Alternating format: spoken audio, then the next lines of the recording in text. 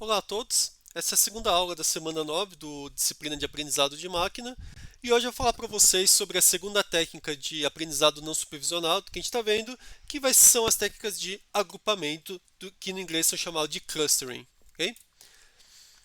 Então, o que são esses métodos de agrupamento? Tá? Eles são um conjunto de métodos que são usados para dividir os exemplos que a gente fornece para o método em grupos, que seriam clusters em inglês. Tá? E a ideia é que os elementos de cada grupo eles vão ser similares entre si, segundo algum critério. Então, nesse caso aqui, por exemplo, temos aqui uma cesta de itens, e daí a gente pode escolher alguns critérios para dividir os nossos itens. Por exemplo, por cor, né, os verdes, laranja, vermelho aqui, o azul e o cinza por forma, né, os mais arredondados, com aqueles lá que têm bordas bem definidas, talvez por tamanho, né, aqueles que são maiores com os que são menores, tá? Poderia dividir por outros critérios, se é comida ou não é comida. Então, cada critério diferente eu poderia achar agrupamentos diferentes, ok? E a ideia é que aqui, vejam que eu estou com o aprendizado não supervisionado, por quê? Porque eu não estou colocando rótulos, não estou dizendo, ó, isso daqui isso daqui é uma fruta, isso daqui é um objeto precioso, tá? Eu estou simplesmente olhando para características. Eu olho aqui qual que é a cor, esse aqui, qual que é o formato, esse aqui, qual que é o tamanho, esse daqui, ok? Então a ideia é que eu estou pegando alguns dos preditores ou um conjunto dos preditores e estou usando eles para dividir os meus elementos em grupos diferentes, ok? É, e tem vários exemplos aí, tá? Tirando esse do mercado, onde eu posso usar agrupamentos e que eles são bastante úteis, né? Então vamos pensar aqui no caso de doenças, tá? Então, por exemplo, quando você tem um determinado tipo de câncer uma certa região, você pode ter vários motivos diferentes para ter aquele tipo de câncer, tá? São várias as causas, de várias mudanças genéticas que podem causar o mesmo câncer numa mesma região, ok? E daí como que você pode determinar qual que é o tipo? Você pode ir lá e fazer um exame de expressão gênica dos vários tipos de genes. E a partir de quais são os genes aí que estão sendo expressados naquele momento, pode ser que você precise de um tratamento totalmente diferente. Então, se supõe que inicialmente você tem um monte de pacientes lá e você tem expressão gênica, mas você não sabe ainda como tratar, né? Então você pode pegar esses exemplos, pode jogar no algoritmo aí de agrupamento e a partir daí pode ser que ele consiga separar aí os tipos aí de câncer em alguns grupos. Um grupo pode ter mais um certo conjunto de genes, um segundo grupo é um outro conjunto de genes que está ativo, um terceiro grupo é um conjunto de genes diferentes, tá? E a partir daí, os médicos, cientistas podem ir lá e podem tentar estudar um pouquinho mais sobre o que está acontecendo, ok? Outro exemplo é se a gente pensar num serviço de streaming, né, que a gente está querendo comparar os vários tipos de espectadores, né, talvez agrupar aqueles que gostam de assistir comédias românticas, daqueles lá que gostam de assistir filmes aí de europeus lá, premiados em Cannes, outros que gostam de filmes de ação, e daí você tem aquele monte de espectadores lá que que tem os dados lá do que eles assistiram e você quer automaticamente colocá-los em categorias, ok? Ou no caso do supermercado, né? Que eu acho que até tinha dado um exemplo no último aula, tem os clientes lá que gostam de comprar algumas coisas mais fitness, outros gostam de comprar coisas mais doces, outros podem preferir já comprar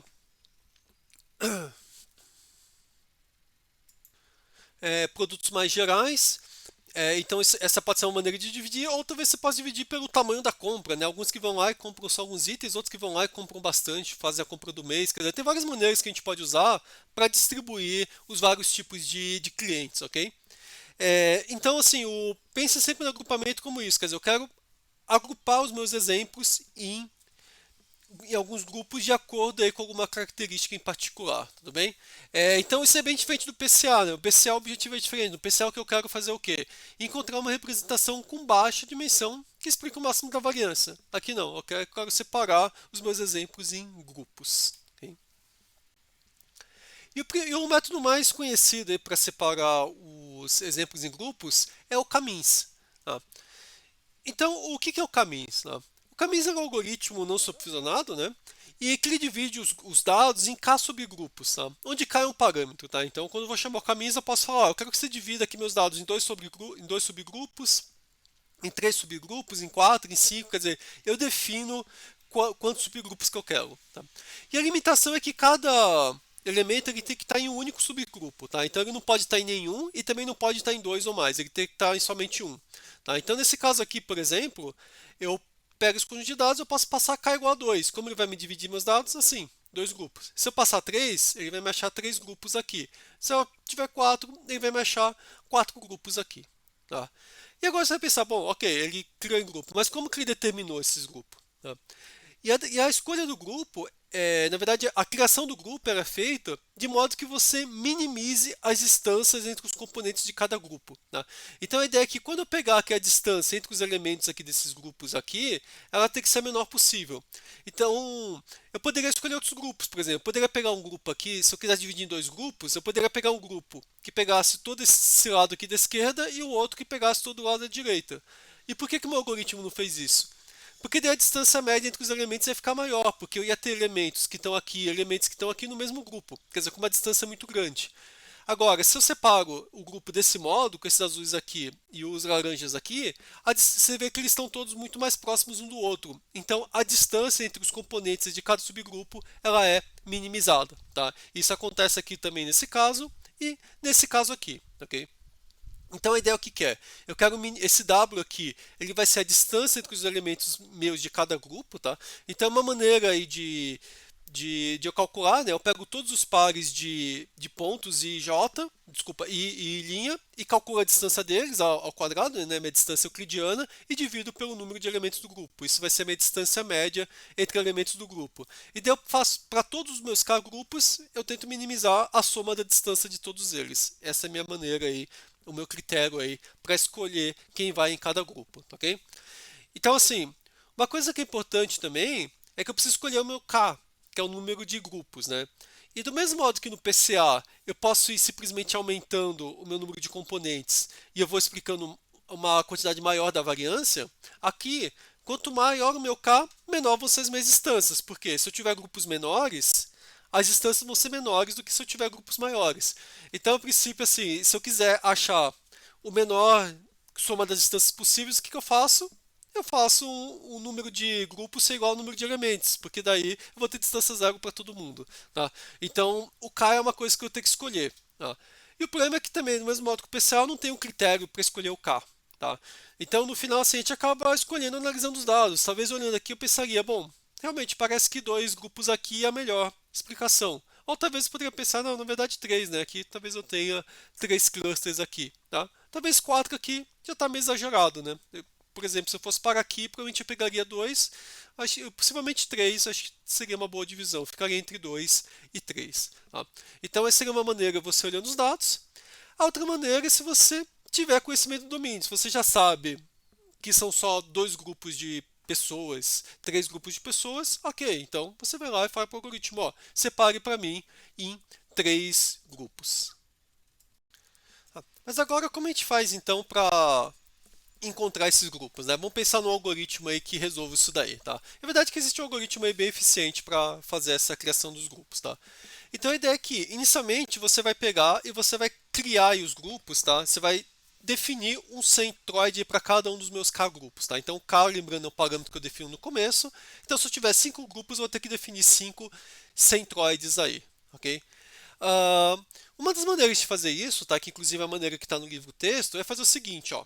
Pegue cada um dos elementos aqui e atribua para cada um dos grupos de forma aleatória, ok? Nesse caso aqui eu tenho três grupos, né? Então eu vou lá e eu coloco cada um deles em um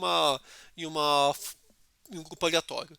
Em seguida, eu vou lá e eu vou repetir esse passo aqui até eu estabilizar o meu algoritmo, tá? Então eu falo o seguinte, eu vou calcular o centroide de cada grupo. Como aqui eu peguei e eu coloquei eles de modo aleatório em cada grupo, provavelmente os centroides dos três grupos vão ficar meio próximos aqui no centro, tá? Mas não vão ficar exatamente um em cima do outro. Talvez um aqui fique um pouquinho mais para cima, um pouquinho mais para a esquerda, outro um pouquinho mais para a direita, que eles não vão estar exatamente sobre eles.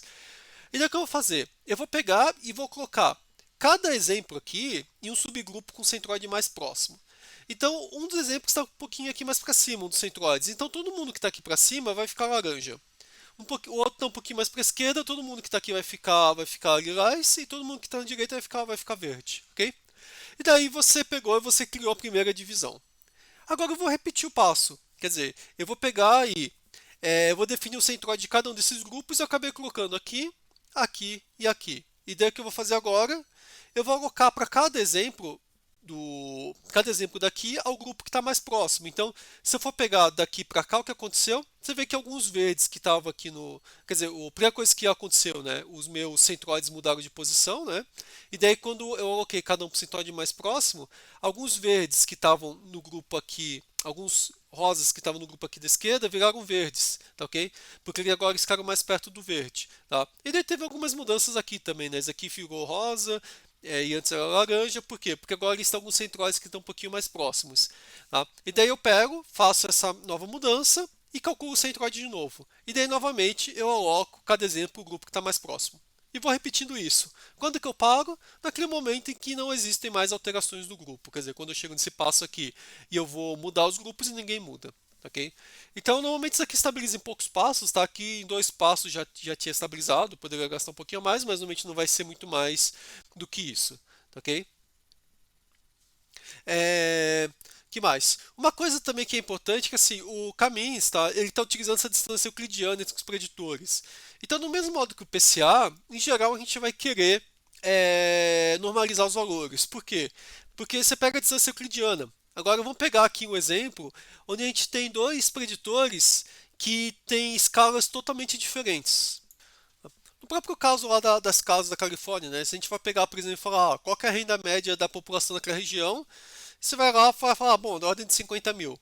Daí você vai pegar qual é o número médio de ocupantes por casa. É 5. Quer dizer, então a diferença aí é de 10 mil vezes de um para outro. Então, basicamente, quando você for pegar a distância do caminho, ele só vai levar em conta a renda, não vai levar em conta a ocupação da casa. Tá? Então, se você quiser que ambos os preditores tenham a mesma importância, o que a gente precisa fazer? A gente precisa normalizar. Tá? Essa questão de normalização é super importante, tá? Porque muitas vezes a gente vai rodar os algoritmos e esquece de normalizar, e alguns algoritmos simplesmente não vão funcionar se você não normalizar, ok? Alguns funcionam. Por exemplo, quando a gente trabalhou nas outras semanas com os algoritmos aí de árvores aleatórias funcionam se você normalizar, não normalizar, mas o caminho, se você não normalizar, ele talvez leve em conta apenas um dos preditores aí ou dois que tiverem o seu valor absoluto maior, ok? Ahn, bom, o que mais que a gente pode fazer com caminhos? Tá? Vejam que os centroides, tá? Nesse lugar aqui, nesse exemplo aqui, eles ficaram muito próximos um do outro, tá? E uma coisa importante que é o seguinte, dependendo da posição inicial dos centroides, a distribuição final dos grupos ela pode ficar bem diferente, tá? Então isso aqui é aquele mesmo exemplo que eu estava aqui com 3 categorias, tá? Dependendo aqui da onde os meus centroides estão no começo, eu poderia ter esses grupos aqui, esses grupos aqui, esses daqui, quer dizer, então você vê que tem algumas diferenças bem grandes, né? Quer dizer, em alguns casos, eu só mudei a cor, tá? Mudar a cor não tem problema nenhum, tá? Esses quatro aqui, praticamente eu só mudei a cor, tá?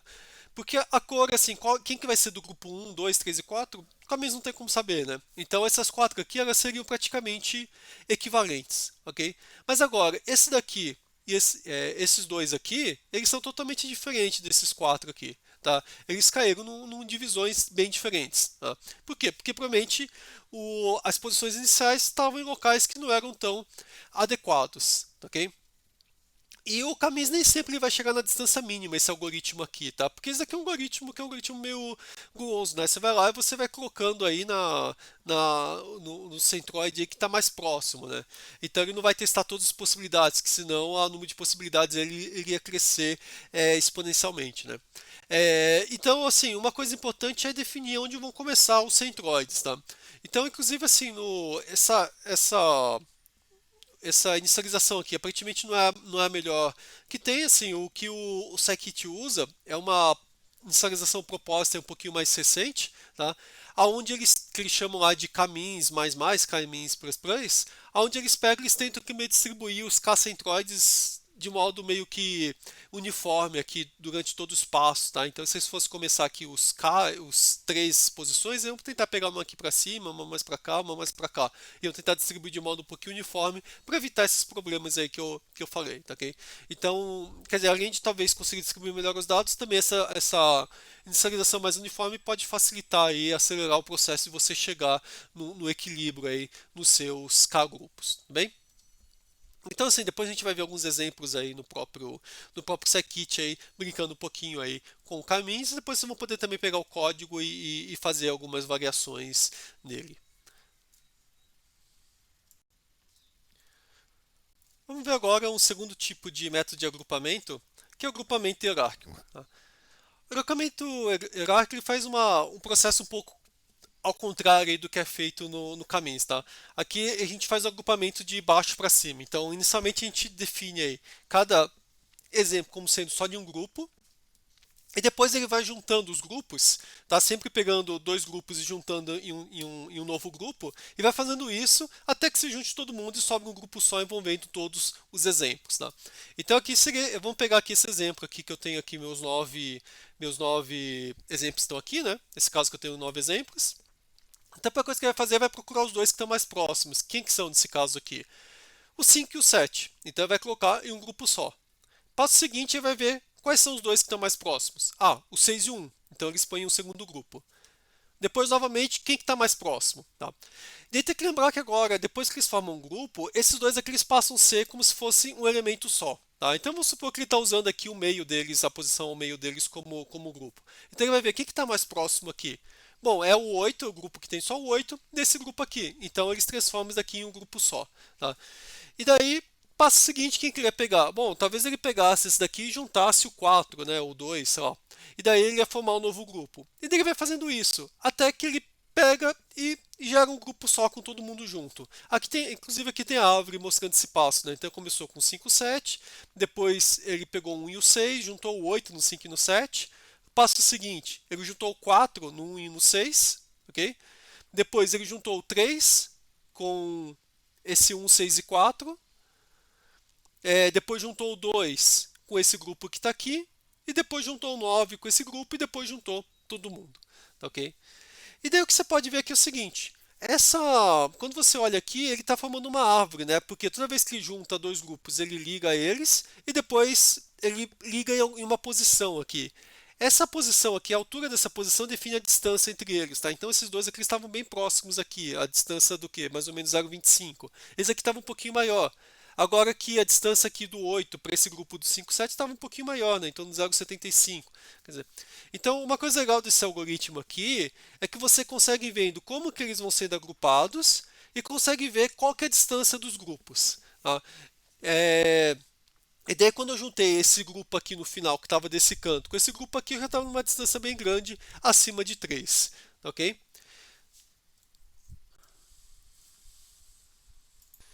Uma coisa que a gente tem que olhar aqui também, tá? Que tem que tomar cuidado, assim, essa posição onde estão meus números aqui, tá? Ela não está definindo a distância entre os elementos, tá? Porque, por exemplo, aqui o 9 e o 6 eles estão longe. Pega aqui o 9 e o 6, tá? Então, na verdade, se você quiser olhar um pouco a distância entre os elementos, você tem que olhar aonde que estão as ligações, tá? Então, só uma coisa para tomar um pouquinho de cuidado. Quer dizer, olha a distância a partir dessas ligações aqui, tá? Outra coisa que tem que tomar cuidado é que quando você faz essa junção, tá? Não significa aqui que o 9, por exemplo, ele está pertinho do 2. Na verdade, não, né? Se olhar aqui, ele está bem longe, tá?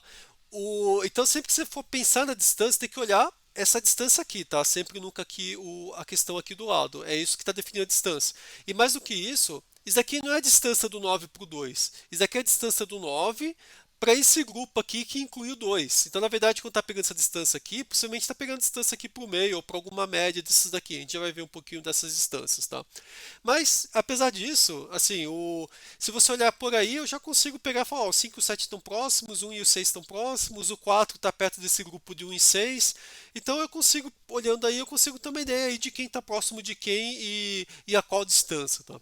Então, esse agrupamento, essa visão aqui usando o dendrograma era bastante útil, é bastante utilizado aí em vários cenários. Tá? É, então aqui seria alguns exemplos aí de dendrogramas para esse caso aqui, tá? Então dendrogramas um pouquinho maior, ok? Então assim, nesse caso aqui, tá? Esse aqui é o meu dendrograma. Se eu tivesse k igual a 1, não, desculpa, aqui não tem k, né? Aqui eu estou deixando aqui todo mundo como verde, tá? E aqui eu posso pensar o seguinte, ó, eu vou usar somente um grupo, ok? Então nesse caso aqui, está todo mundo no grupo verde. Agora eu posso pensar, bom, e se eu quiser dividir em dois grupos, o que eu faço? Eu poderia cortar aqui, ó. E daí eu ia ter um grupo aqui, que é essa árvore, que estão os que estão em rosa, e na direita aqui o grupo dos que estão em verde. Se eu quisesse cortar em três grupos, eu cortaria aqui, que eu ficaria com rosa, com amarelo e com verde, tá? E possivelmente acho que seria esse o melhor local para cortar, porque se eu quisesse cortar mais para baixo, você já vê que eu começo a ficar com distâncias muito próximas aqui, né? Então, assim, se eu quisesse cortar aqui, está bem definido o local para cortar, aqui também está bem definido. Quando chegar aqui embaixo, já não está mais tão bem claro onde que eu corto. Tá?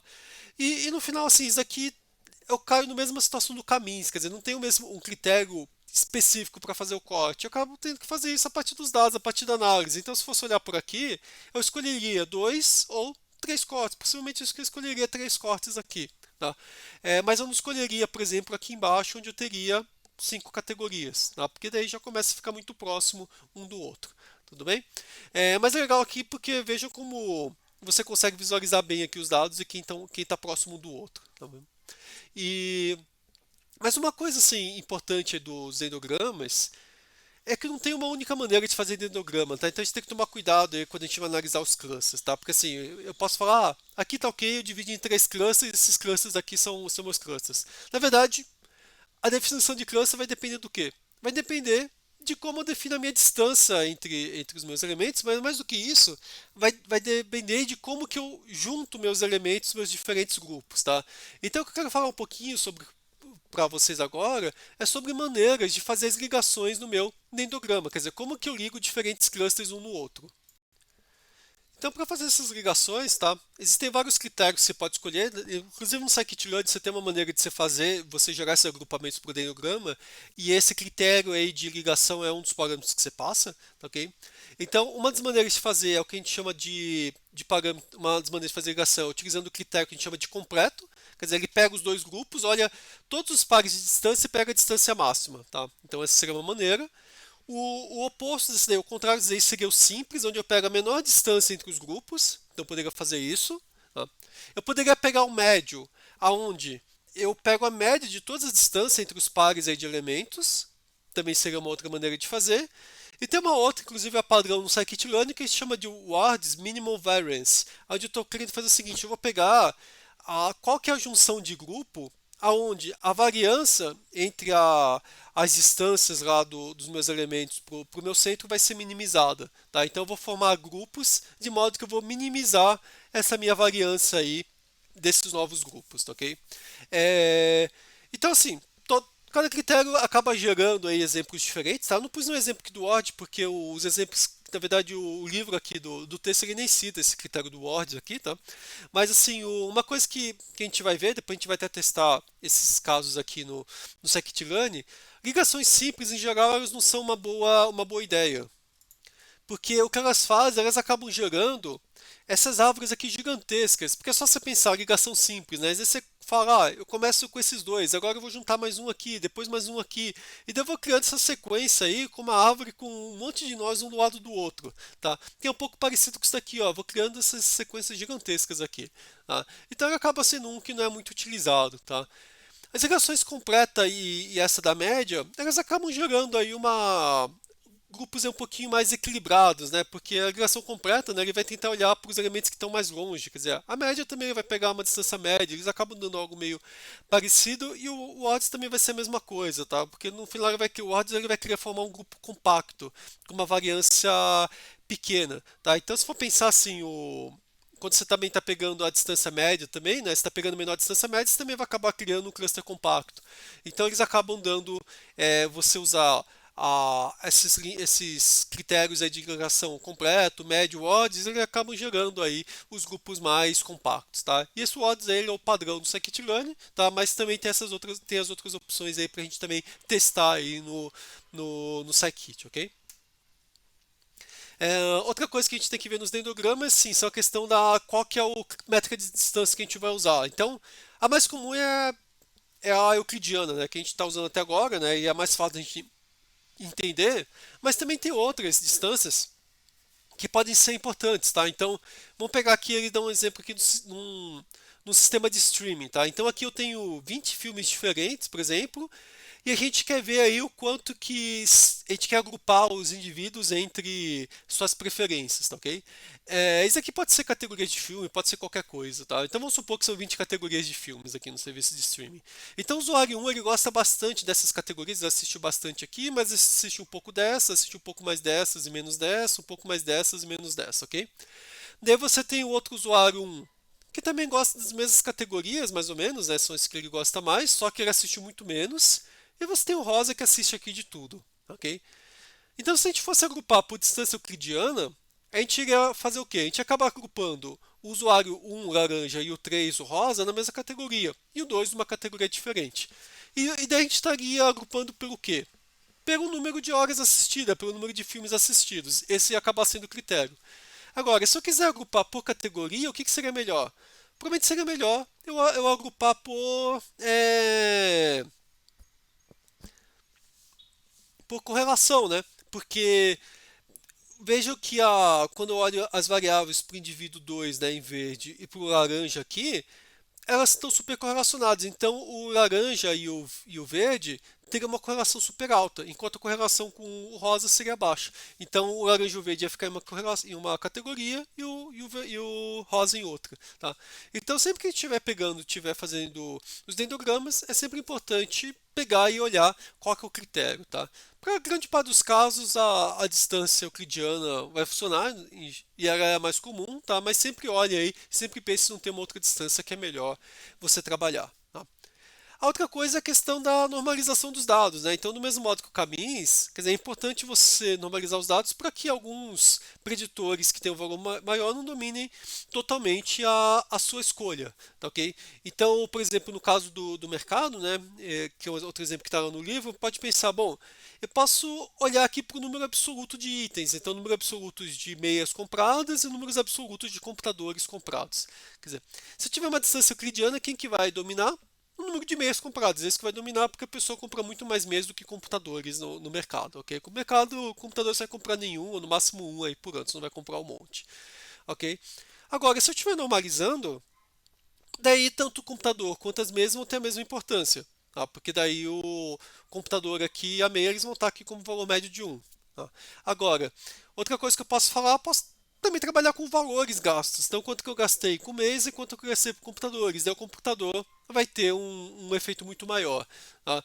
Então, assim, eu estou mostrando aqui que tem, para o mesmo conjunto de dados, eu posso gerar três dendrogramas que são absolutamente diferentes, depende do que eu quero priorizar. Eu quero priorizar o número de itens comprados, eu quero priorizar as categorias diferentes, né, independente aqui da questão do número de itens, de preço, tá? Ou eu posso querer dar preferência ao valor gasto, que daí eu estou aqui nesse caso aqui. Tá? E isso vai gerar dendrogramas diferentes, então a gente precisa sempre prestar atenção no que a gente está querendo levar em conta ao gerar os dendrogramas, tudo bem? É, então, assim, eu acho que o que a gente viu aqui foram duas maneiras diferentes aí de gerar agrupamentos, tá? E uma delas, né, o camis, ele parte a partir do número aí de, de classe que eu quero, né, e a partir dele vai colocando os elementos das minhas classes. O dendrograma é o contrário, né, ele sai a partir de cada elemento é uma classe e daí ele vai juntando elas até que sobra uma classe só. Tá? Eles são complementares. Tá? Os clusters gerados no camis e no dendrograma muito possivelmente vão ser diferentes, tá? Porque eles usam métodos diferentes para chegar no cluster. E no próprio, por exemplo, se pegar o dendrograma, dependendo do critério que você usar para juntar os grupos, os dendrogramas também são totalmente diferentes. Tá? Então, não tem o mais certo ou que eles. Tá? Quer dizer, o critério também muda bastante, né? Se eu estou normalizando os dados ou não, qual é a distância que eu estou usando. Tá?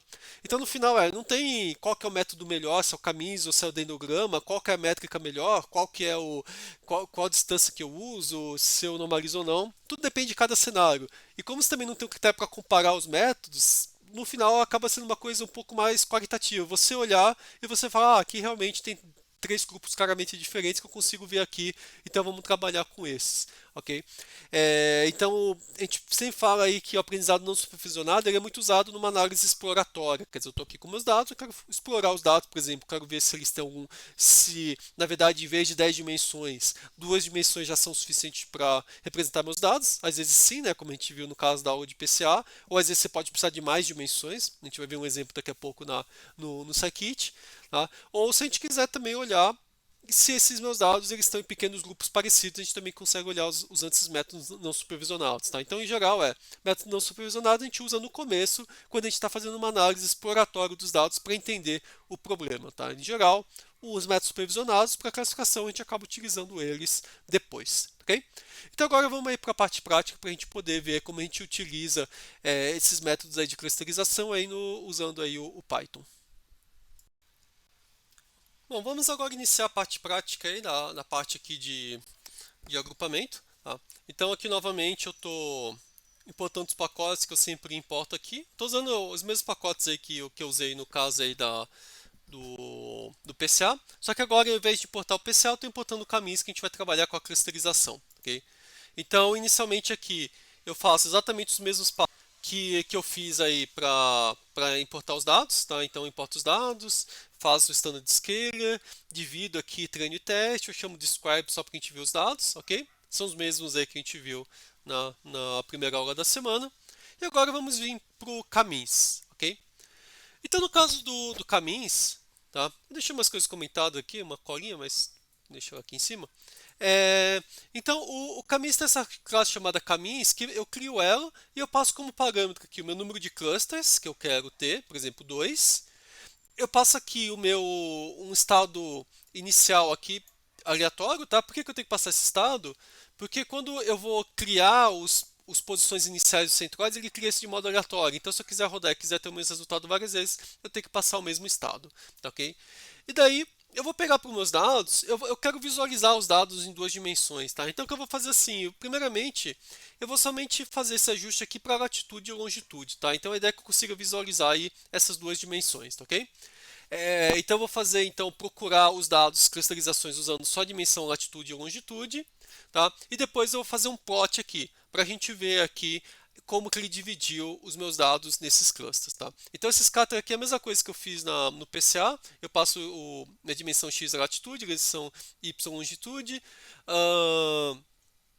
aqui minha cor, eu vou passar aqui o meu labels do caminhos, tá? Então é qual que é a classe que ele colocou, cada classe vai ser uma cor diferente, tá? E eu vou fazer isso para 2 clusters, para 5 e para 10 clusters, para ver como que ele faz, ok? Como que ele fica. Então o que a gente vê aqui, tá? Então lembrando, estou só usando latitude e longitude para determinar a classe, ok?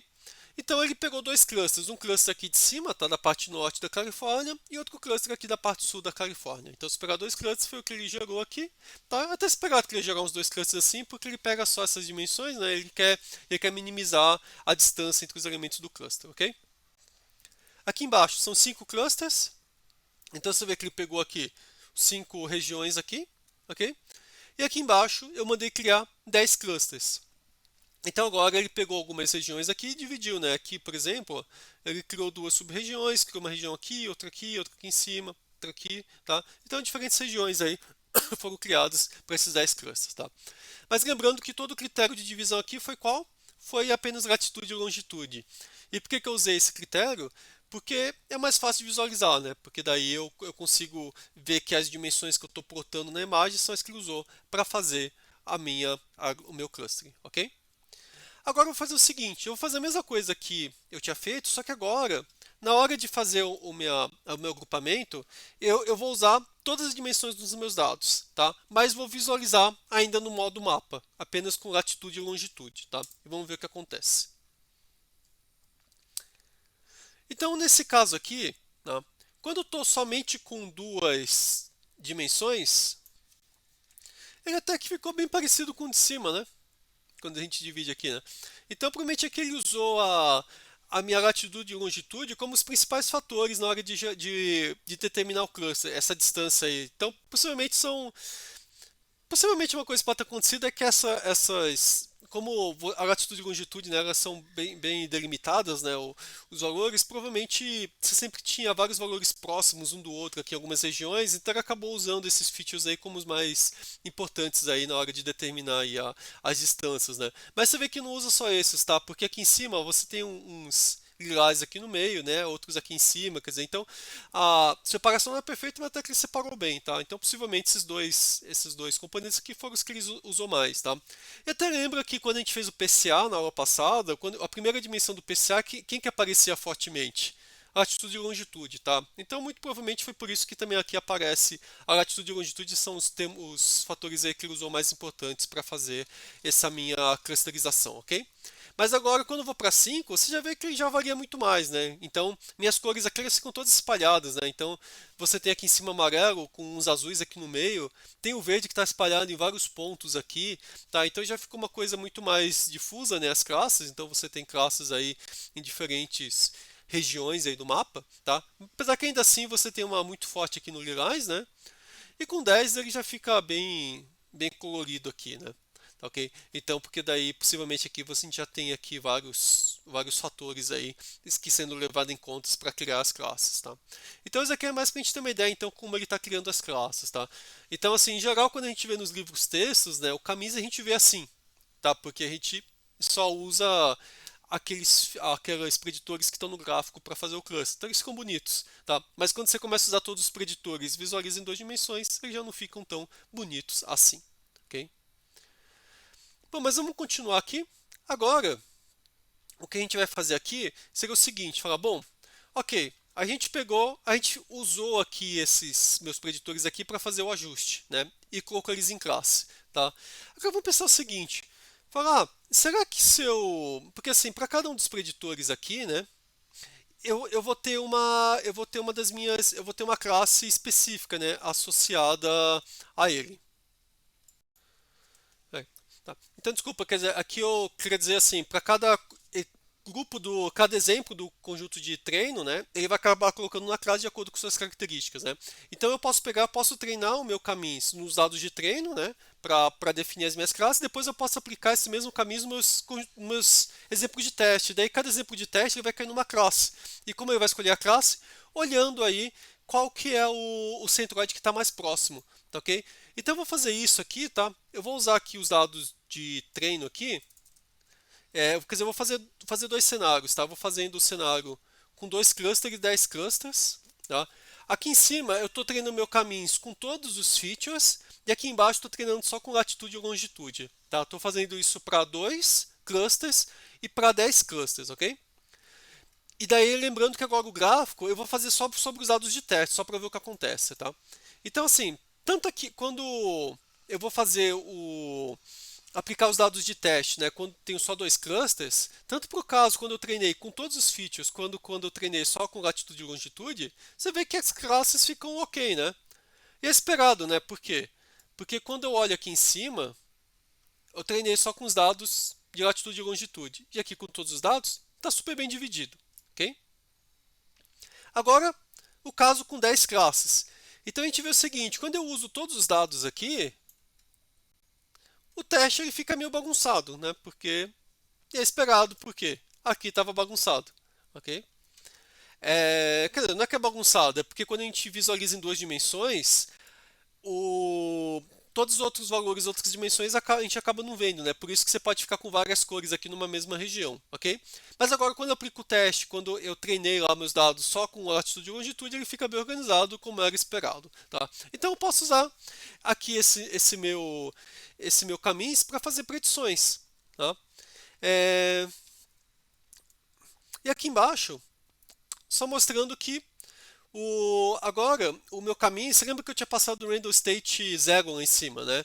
E aqui só para mostrar que esse random state aqui ele muda a minha previsão final, tá? Então o random state 10 eu tenho esse resultado aqui. Quando eu mudei para 20, você vê que eu tive alguma variação aqui, tá? Acho que na verdade nem teve tanta variação, né? Acho que a variação mais importante aqui ele mudou as cores, quer dizer, ele mudou a ordem dos clusters, tá ok? Não, mas mudou aqui no final, tá vendo? Ó? Tem uns pedaços aqui que ele estava no verde, verde água, que está aqui em cima, né? E aqui embaixo ele veio para a parte de baixo, ele veio para o cluster de baixo. Então esse canto aqui mudou. Você ficou um cluster sozinho aqui, enquanto aqui esse cluster aqui ficou menor, ficou só nesse ponto. Então eu mudo meu random state, eu estou mudando um pouquinho aí as minhas classes, tá? Então eu peguei um outro random state e daí eu mudei de novo, quer dizer. Então dependendo do random state que eu posso ter alguns clusters ligeiramente diferentes, tá? Aqui a diferença acho que foi bem pequena, né? Mas mudou aqui em cima, né? Esse lilás aqui ele ficou para esse de baixo aqui, e esse daqui aqui de cima ele ficou para o cluster de cima, tá ok?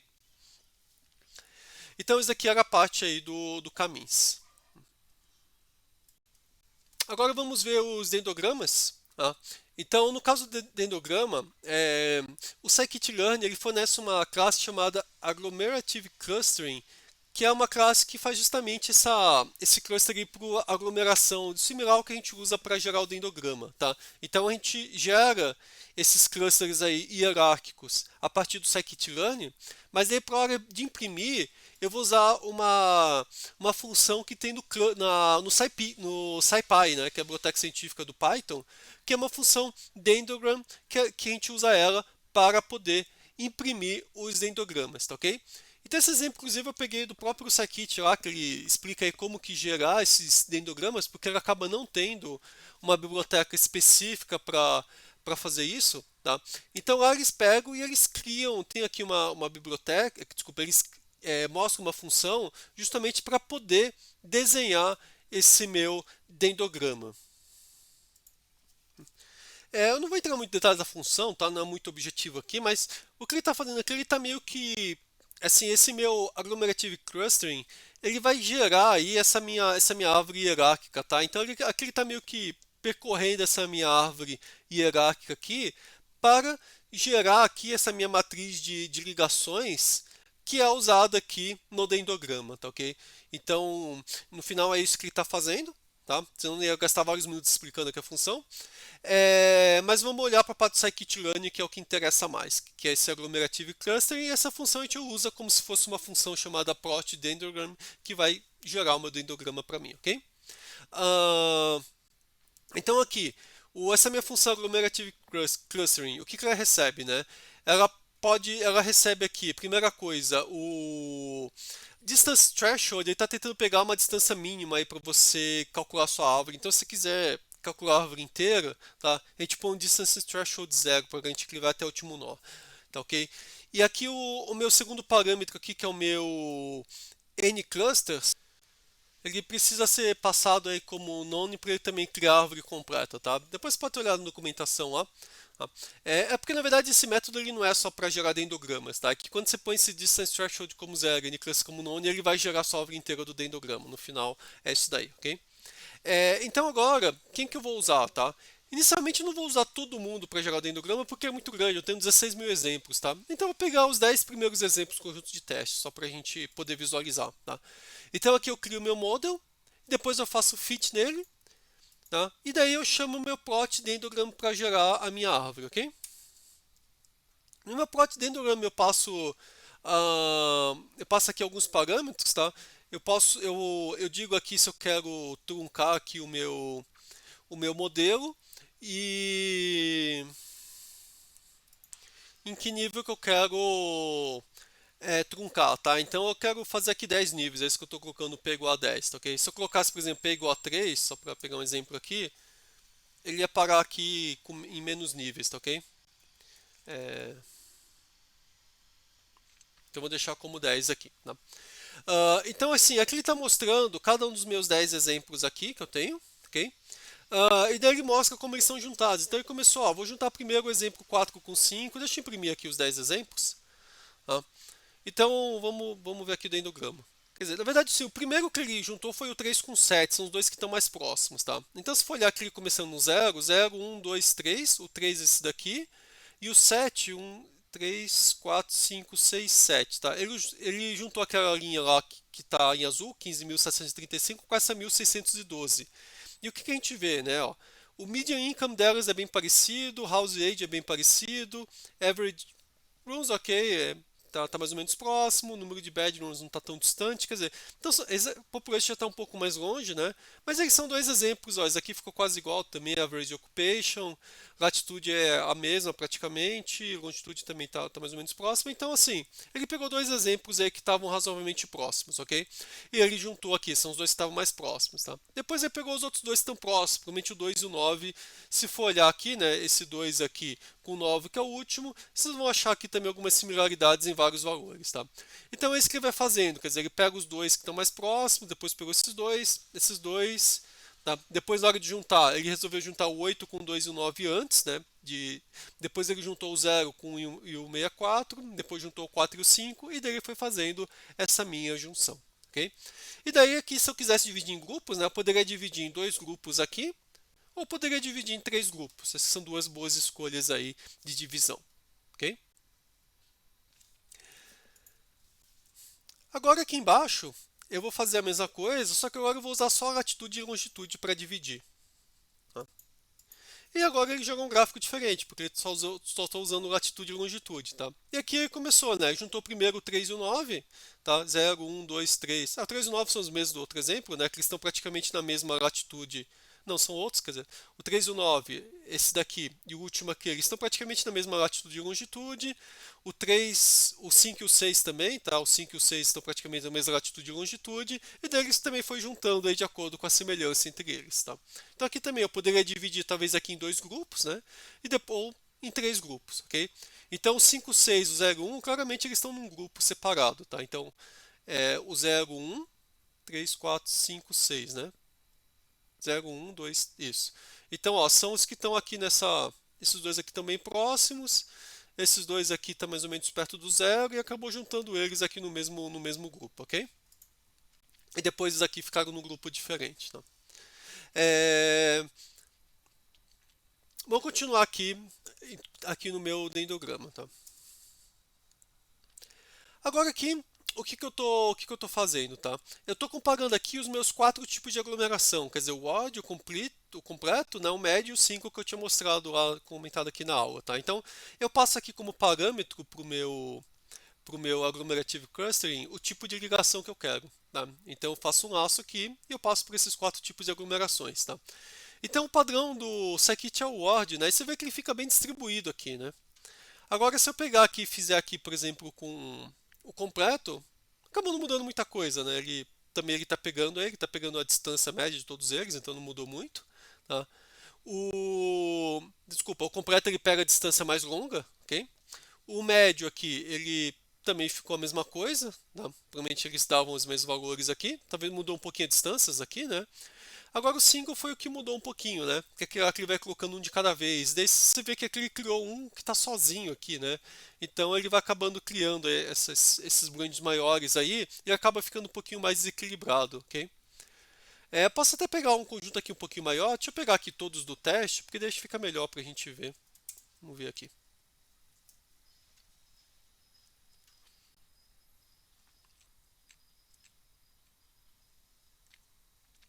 Vai demorar um pouquinho mais, tem mais exemplo, mas ele não vai demorar tanto assim. Ele já vai ter que passar aqui pelos quatro tipos de medidas aí.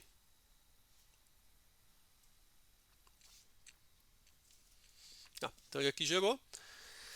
Então o que a gente vê aqui, né? No Word, mas ele acabou deixando um ponto sozinho, mesmo no Word, né?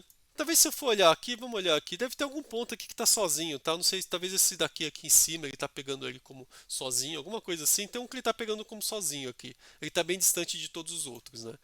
Mas aí depois o odd, tirando esse ponto sozinho aqui, que é essa aberração, do resto ele está dividindo razoavelmente bem, né? Você vê que é uma árvore que está bem distribuída aqui, ok? O tamanho aqui do lado direito e do esquerdo, então ficou uma árvore aí bem razoável, né? Então se eu fosse cortar aqui, eu poderia cortar aqui, teria dois clusters e mais esse outro que está sozinho, talvez um sozinho, um outlier aqui, né? E mais dois clusters, eu poderia fazer a divisão. Agora que o completo já não ficou tão legal quanto o Word, né? Porque daí você vê que ele criou um sozinho, depois uma árvore só com dois, depois outra árvore pequenininha, né? Então você vê que o odd aqui ele criou uma distribuição melhor. O média também não ficou muito diferente do complete, né? Em que ele também acabou ficando um pouquinho desequilibrado aqui para a esquerda. E o pior de todos ficou o single, né? Ele criou um sozinho aqui, depois ele criou um monte de árvores aqui que ela vai puxando só por um lado, né? Então, assim, com bastante exemplo a gente vê que o Word acaba criando uma árvore um pouquinho mais distribuída. Tá? Lembrando que o Word é claro que cada vez que eu junto dois clusters, eu estou tentando juntar os clusters de modo a minimizar ao máximo aí minha variância, ok?